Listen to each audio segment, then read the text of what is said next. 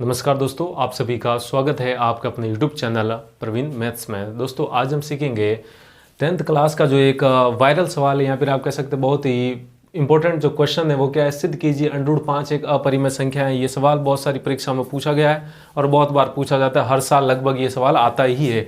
अब ये √5 हमें क्या करना है, सिद्ध करना है। हम जानते हैं कि ये √5 एक अपरिमेय संख्या है, लेकिन हमें यहाँ पर आपको सब्जेक्टिव तरीके से क्या करना है, इसको सिद्ध करना है। अब ये कैसे सिद्ध करते हैं, तो ये सब सीखने के लिए वीडियो के अंत तक बने रहिएगा। तो यहाँ पर ध्यान दीजिए, जो हमारा सवाल है वो क्या है, सिद्ध कीजिए √5 एक अपरिमेय संख्या है। ठीक है, तो अब इसको सिद्ध करने के लिए गणित में ऐसा कोई तरीका नहीं है जो इसको हम √5 सिद्ध कर सकते हैं। ठीक है, सीधा अपरिमेय √5 को अपरिमेय सीधा सिद्ध कर सकते हैं।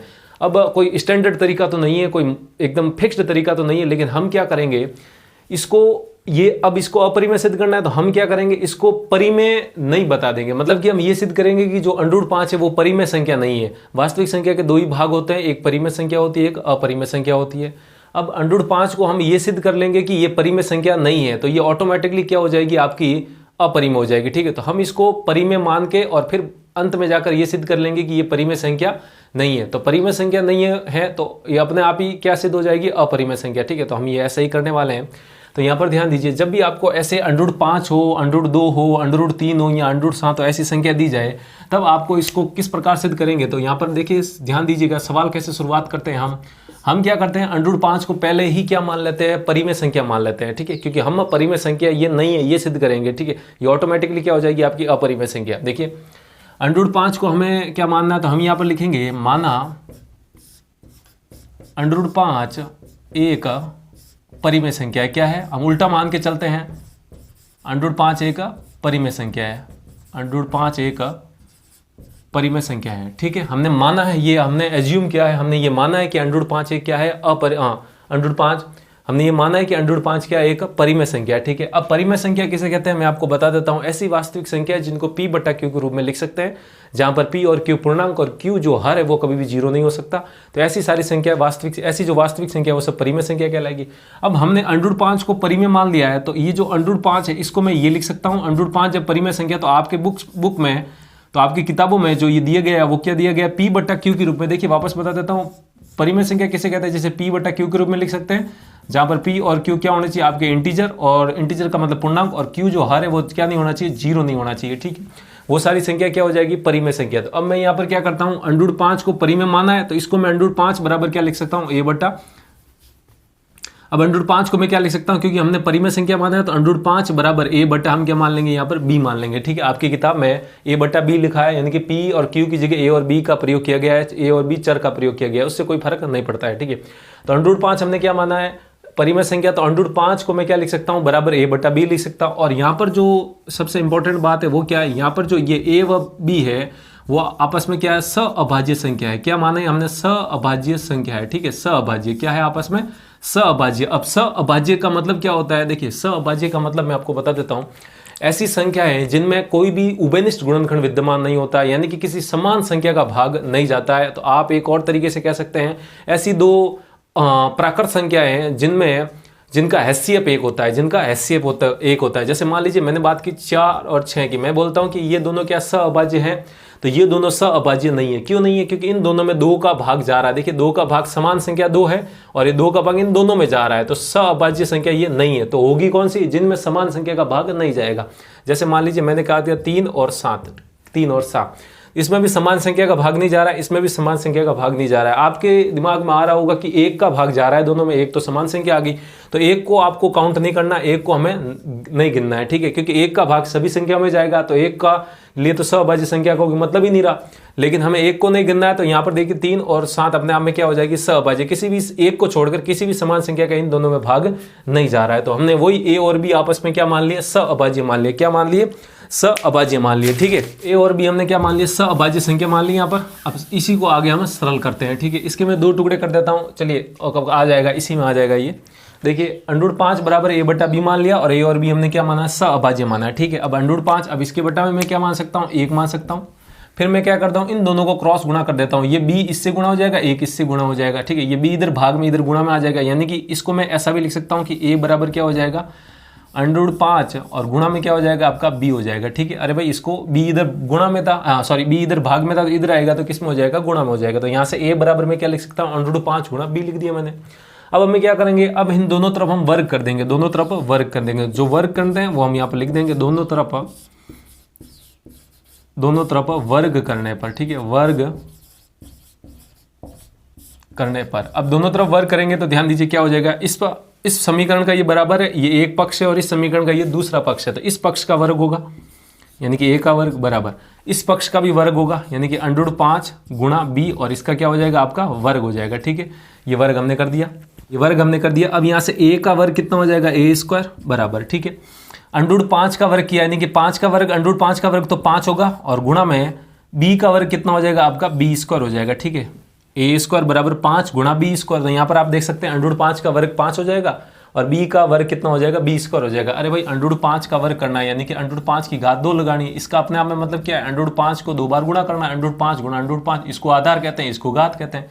2 बार गुणा करेंगे तो यहाँ पर कितना आ जाएगा, √25 आ जाएगा। √25 का मतलब 25 का वर्गमूल और 25 का वर्गमूल का मतलब क्या होता है, 5 और 25 का अपने आप में जो गणितीय मतलब होता है वो क्या होता है, ऐसी संख्या बताओ जिसको आपस में 2 बार गुणा करने पर कितना आ जाए 25, वो ऐसी संख्या क्या है, 5 है। क्या है, 5 है। ठीक है, ऐसी धनात्मक संख्या की बात कर रहा हूँ। किसकी संख्या की बात कर रहा हूँ, धनात्मक। अंडूर के अंदर की संख्या हमेशा धनात्मक होनी चाहिए। ठीक है, a² बराबर 5 गुणा b²। ठीक है, अब हम क्या करेंगे, देखिए यहाँ पर मैं इसके सेक्शन बना लेता हूँ। अब यहाँ पर a² बराबर 5 गुणा b² हमारे सामने आ गया है। ठीक है, अब देखिए मैं आपको एक चीज़ यहाँ पर समझाने की कोशिश करता हूँ, जरा समझने का प्रयास करिएगा, ध्यान दीजिए। देखिए जैसा कि मान लीजिए मैंने 6 को मैंने क्या लिख दिया, 2 गुणा 3 लिख दिया। 6 को मैंने क्या लिख दिया, 2 गुणा 3 लिख दिया। ठीक है, अब यहाँ पर आप देख सकते हैं 6 बराबर 2 गुणा 3 है। इसका मतलब ये है कि 6 के ये जो 2 और ये जो 3 है ये आपस में क्या है, गुणनखंड है। क्या है, गुणनखंड है। तो ये जो 2 और 3 6 के गुणनखंड है, तो इन गुणनखंडों का भाग इस 6 में जरूर जाएगा। 2 का भी भाग 6 में जाएगा, इसी प्रकार 3 का भी जाएगा। इसी प्रकार मैं 12 के भी कर सकता हूँ गुणनखंड। 3 गुणा क्या हो जाएगा, 4। 3 गुणा 4 12 ही होता है। इसका मतलब 3 और 4 क्या हो जाएंगे, 12 के गुणनखंड। इसका मतलब 3 का भाग भी 12 में जाएगा और 4 का भाग भी 12 में जाएगा। तो अब आप ये का ये पैटर्न यहाँ पर आप प्राप्त करेंगे। देखिए ये का ये हमें प्राप्त हुआ, इसको ध्यान से देखिए। देखिए a का वर्ग कोई एक संख्या होगी, a और b यहाँ पर सहभाज्य संख्या, तो अपने आप में कोई वास्तविक संख्या होगी और वो भी धनात्मक। ठीक है, तो a और b संख्या कोई संख्या, तो a² बराबर क्या लिखा है, 5 गुणा b²। एक बार फिर देखिएगा, a² बराबर 5 गुणा b² लिखा है यानी कि 12 को मैंने 3 गुणा 4 लिखा था। 3 और 4 का भाग 12 में जरूर जाएगा। इसका मतलब 3 और 4 12 के गुणनखंड है। इसका मतलब a² को मैंने 5 गुणा b² लिखा है। इसका मतलब 5 और b² है, a² के क्या है, गुणनखंड है। क्या है, गुणनखंड। अब गुणनखंड है किसके, a² के, तो इन दोनों का भाग इस संख्या में जरूर जाएगा। यानी कि मैं यहाँ पर लिख सकता हूँ कि a² यहाँ पे रहा, a² 5 से विभाजित है। क्या है, a² 5 से विभाजित है। तो अब यहाँ पर एक थ्योरम की बात कर रहा हूं मैं आपकी किताब में, ये उसी थ्योरम उसी प्रमेय पर आधारित है। ये देखिए, यदि p एक अभाज्य संख्या, यदि p एक थ्योरम होती है आपकी किताब में है, देखिए, और वो होता ही है ऐसा, p एक अभाज्य संख्या और इसका भाग अगर a² में जाता है, a² का मतलब कोई भी आप धनात्मक संख्या हो सकती है। p क्या है यहाँ पर, अभाज्य संख्या। क्या है, अभाज्य। ठीक है, अभाज्य संख्या जिसके 2 से अधिक गुणनखंड नहीं होते हैं। ठीक है, p का भाग अगर a² में जाता है तो p का भाग a में भी जाएगा यानी कि इसके वर्गमूल में भी जाएगा। ये एक थ्योरम है और ये आपको ध्यान में रखनी है। ठीक है, p एक अभाज्य संख्या अगर उसका भाग a² में जाता है तो p का भाग a में भी जाएगा। ठीक है, अब यहाँ पर आप देखिए a² में किसका भाग जा रहा है, 5 का। इससे हमें पता चला क्योंकि a² को गुणनखंड 5 गुणा b² है। अब गुणनखंड है तो इसके भाग जरूर जाएगा। तो 5 का भाग a² में जाता है तो 5 का भाग a में भी जाएगा यानी कि a भी यहाँ पर लिखेंगे, a भी 5 से विभाजित होगा। a भी 5 से विभाजित होगा। ठीक है, a भी 5 से विभाजित होगा। ठीक है, इतना लिख दिया हमने। अरे भाई 5 का भाग a² में जाता था तो 5 का भाग a में भी जाएगा, इतना हो जाएगा। अब देखिए यहाँ पर ध्यान दीजिए, अगर मैं कह देता हूं कि 4 का भाग 12 में जाता है। ठीक है, एक मान लेते हैं 4 का भाग 12 में, जैसे जाता ही है लेकिन हम ऐसे ही मानने की कोशिश कर रहे हैं 4 का भाग 12 में जाता है, तो इसका मतलब मैं 12 को ये भी लिख सकता हूं 4 गुणा समथिंग, कुछ भी आएगा। अरे भाई 4 का भाग 12 में जा रहा तो 4 12 का गुणनखंड हो गया। इसका मतलब 12 को मैं 4 गुणा समथिंग लिख सकता हूं। यहां पर तो हमें पता है ये 3 है। अब यहां पर देखिए 5 का भाग है वो a में जा रहा है, 5 का भाग a में जा रहा है, तो ये अब आपको पता होना चाहिए कि 5 का भाग जब a में जा रहा है तो मैं a को ऐसा भी तो लिख सकता हूं, a बराबर 5 गुणा c मान लेता हूं। अरे भाई a का मान हमें पता नहीं है तो 5 का भाग जब a में देंगे तो कुछ ना कुछ तो साइड में गुणा के रूप में आएगा ही आएगा।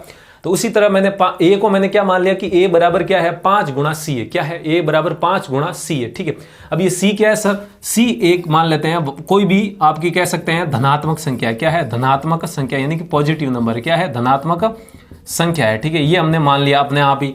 अरे भाई जब a का मान अगर 10 होगा तो 5 का भाग लगाएंगे तो 2 आ जाएगा, क्योंकि ऊपर ही लिखा है कि 5 का भाग a में जरूर जाएगा। तो 10 है तो 5 का भाग a में, तो c की जगह 2 आ जाएगा। अगर a का मान 50 हो गया तो 5 का भाग 50 में जाएगा तो c का मान 10 हो जाएगा। इस प्रकार a और c कुछ भी हो सकते हैं। ठीक है, इतना हम जानते हैं कि a में 5 का भाग जा रहा है तो मैं a को बराबर 5 गुणा c लिख सकता हूं। ठीक है, इतना हो जाएगा। अब यहां पर ध्यान दीजिए, इसको मैं दे देता हूं समीकरण नंबर 1 और इसको मैं दे देता हूं समीकरण नंबर 2। ठीक है, ये समीकरण नंबर 1 और ये हो जाएगी आपकी समीकरण नंबर 2 हो जाएगा। ठीक है, अब मैं क्या करता हूं, यहां से आप देखिए a बराबर क्या आया है 5 गुणा c। a का मान क्या आया है 5 गुणा c, ये हमने माना है ऐसे ही, a बराबर 5 गुणा c। ठीक है, क्योंकि हम ऊपर जानते थे कि 5 का भाग a में जाता है तो a को मैं ऐसा भी लिख सकता हूं, तो a बराबर 5 गुणा c हो जाएगा। अब ये जो a का मान है 5 गुणा c इस समीकरण में रख दूंगा, क्योंकि इसमें भी क्या दिख रहा है हमें, a दिख रहा है। ठीक है, तो यहाँ पर इसका मान इसमें रखने पर क्या हो जाएगा, देखिए मैं यहाँ पर लिख देता हूँ समीकरण नंबर 1 व 2 से। ठीक है, 1 व 2 से, इन दोनों की सहायता से हम अगले वाली स्टेप प्राप्त करेंगे, इसलिए हमने ये नाम लिखा। ठीक है, अब a स्क्वायर, a की जगह मेरे को क्या रखना है 5 गुणा c। तो यहाँ पर ध्यान दीजिए 5 गुणा c, और इसके ऊपर a की जगह आया ये, और a के ऊपर वर्ग है तो इसके ऊपर भी क्या हो जाएगा वर्ग, और बराबर में ध्यान दीजिए ये क्या है 5 है, और गुणा में क्या हो जाएगा आपका b स्क्वायर हो जाएगा। ठीक है, इतना हो गया। अब हम इसको क्या करेंगे, सरल करेंगे। क्या करेंगे? सरल करेंगे। मतलब कि 5 गुणा c का वर्ग है, इसका हम वर्ग करेंगे, का वर्ग बराबर 5 गुणा b स्क्वायर है। ठीक है, अब हम इसको सरल करेंगे। अब इसको सरल करने पर क्या प्राप्त होता है, ध्यान दीजिए 5 गुणा c स्क्वायर का वर्ग करना है तो ये वर्ग एक बार 5 का भी हो जाएगा और ये c का भी हो जाएगा, यानी कि 5 का वर्ग कितना हो जाएगा आपका 25, गुणा में c का वर्ग करेंगे तो c का वर्ग कितना हो जाएगा आपका c स्क्वायर, और बराबर में वो 5 गुणा b स्क्वायर करना है, यानी कि बराबर में क्या लिखना है आपको 5 गुणा b स्क्वायर का b स्क्वायर लिखना है। ठीक है, अब इसको सिंपलीफाई कर दीजिए, ये 5 इधर गुणा में है तो 5 का भाग इसमें चला जाएगा, कितनी बार 5 बार चला जाएगा। ठीक है, तो यहां से क्या प्राप्त होता है, मैं इस समीकरण को ऐसे घुमा के लिख रहा हूं, यानी कि क्या हो जाएगा b स्क्वायर बराबर कितना हो जाएगा आपका 5 गुणा c स्क्वायर हो जाएगा। कितना हो जाएगा, बी स्क्वायर पहले लिख दिया और 5 गुणा सी स्क्वायर को मैंने बाद में लिख दिया। अरे ये 25, ये 5 से कट जाएगा, 25 से कट जाएगा 5 बार। ठीक है, तो बी स्क्वायर बराबर मैंने क्या लिख दिया 5 गुणा सी स्क्वायर लिख दिया। ठीक है, इतना हो जाएगा। अब ये स्थिति कैसी बनी, ये जो सिचुएशन है ये पहले वाली ही परिस्थिति बन गई। ठीक है, अब यहां पर भी आप देख सकते हैं, अभी मैंने समझाया कि 6 बराबर 2 गुणा 3 लिख सकता हूं, यानी कि 2 और 3 6 के गुणनखंड है तो 2 और 3 का भाग 6 में जरूर जाएगा।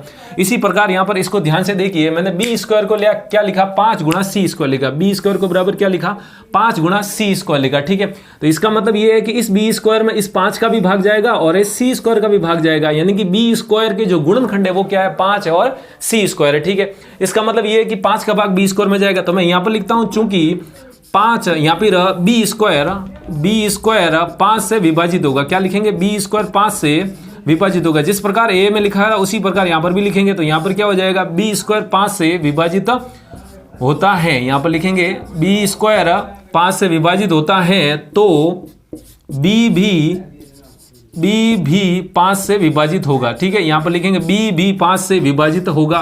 भाई यही होता है गुणनखंड का, तो यही है बी स्क्वायर बराबर 5 गुणा सी स्क्वायर, यानी कि 5 और सी स्क्वायर बी स्क्वायर के गुणनखंड है। इसका मतलब गुणनखंड है, जिसके गुणनखंड है उन गुणनखंडों का भाग जिसके गुणनखंड है उस संख्या में तो जरूर जाएगा, यानी कि विभाजित होगा। यहां पर लिखेंगे तो b भी 5 से विभाजित होगा। ठीक है, अब यहां पर आप ध्यान दीजिए, अब मैंने यहां पर क्या लिखा है देखिए, a भी 5 से विभाजित हो रहा है। ध्यान दीजिए a भी 5 से विभाजित होने का मतलब a में भी 5 का भाग जा रहा है, और यहां पर ध्यान दीजिए b भी 5 से विभाजित हो रहा है, इसका मतलब 5 का भाग b में भी जा रहा है। ठीक है, मतलब एक समान संख्या आ गई 5, जिसका भाग a में भी जा रहा है और b में भी जा रहा है। अब यहां पर ध्यान दीजिए, स्टार्टिंग में हमने क्या माना था, a और b हमने क्या माने थे, यहां पर ध्यान दीजिए a और b हमने क्या माने थे, सहअभाज्य संख्या। क्या मानी थी, सहअभाज्य संख्या। अब सहअभाज्य संख्या मैंने बताई स्टार्टिंग में क्या होती है, ऐसी दो प्राकृत संख्या या ऐसी दो नेचुरल नंबर जिसमें समान संख्या का भाग नहीं जाना चाहिए। ठीक है, अब a और b में तो समान संख्या 5 का भाग जा रहा है, और यहां पर हमने माना क्या था, सहअभाज्य, तो ये तो सब क्या हो गया, उल्टा आ गया। माना सहअभाज्य था और निकल गई सहअभाज्य नहीं है a और b। इसका मतलब ये है कि हमने स्टार्टिंग में जो माना था वो क्या है, परिमेय संख्या, ये हमने गलत माना था। इसका मतलब √5 एक परिमेय संख्या नहीं है, तो ऑटोमेटिकली √5 क्या हो जाएगी आपकी एक अपरिमेय संख्या। ठीक है, तो यहां पर हम लिखेंगे इस जो की, ये चूंकि की जरिए जो की लिख दीजिए, जो की कल्पना के विरोधाभास है। कल्पना क्या, हमने जो माना क्या था कि √5 है क्या है, परिमेय संख्या, ये माना था। अब ये जो कल्पना हमने की थी, इस कल्पना के विरोधाभास है, मतलब कि ये उस कल्पना के विरुद्ध में है। ठीक है, तो यहां पर हम लिख देंगे विरोधाभास है, विरोधाभास हैं, जो कि हमारी कल्पना के विरोधाभास हैं। इसीलिए विरोधाभास का मतलब √5 एक परिमेय संख्या हमने मानी थी, तो इसीलिए √5 एक अपरिमेय संख्या हो जाएगी। क्या हो जाएगी? अपरिमेय संख्या है, इसीलिए √5 एक अपरिमेय संख्या है। तो ये इस प्रकार हम √5 को अपरिमेय संख्या सिद्ध कर सकते हैं। उम्मीद है आपको समझ में आया होगा किस प्रकार हमने ये √5 यहाँ के चाहे √2 दे दे, √3 दे दे, √7 दे दे, बस फर्क क्या होगा यहाँ पर अगर √2 होता है तो 5 की जगह 2 आ जाएगा और 2 का वर्ग 4 हो जाएगा, बस इतना फर्क पड़ेगा, ज्यादा कुछ फर्क नहीं पड़ेगा। ठीक है, 3 दे देगा तो 5 की जगह 3 आ जाएगा और 3 का वर्ग 9 आ जाएगा 25 की जगह। तो इसी प्रकार इनको सिद्ध किया जाता है। तो आई होप आपको सब ये अच्छा लगा होगा और आपको समझ में आया होगा। समझ में आया तो वीडियो को लाइक कीजिए और अभी तक चैनल को सब्सक्राइब नहीं किया तो वीडियो को नीचे जो लाल बटन उसको दबाइए, उसके पास वाली घंटी भी दबाइए ताकि ऐसी बेसिक का कॉन्सेप्ट से जुड़ी वीडियो आपको इससे नोटिफिकेशन आ सके और सबसे पहले आप उनको देख और सीख सके। ठीक है, तो आज के लिए इतना ही रखते हैं, जल्दी मिलते हैं हम एक ऐसी बेसिक वीडियो के साथ। तब तक के लिए जय हिंद।